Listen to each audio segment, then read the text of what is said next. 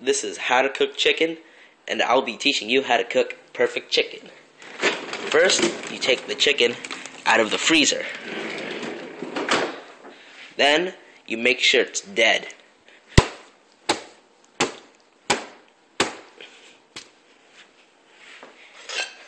Next, pop it on the stove and light it up. Add chicken to the stove.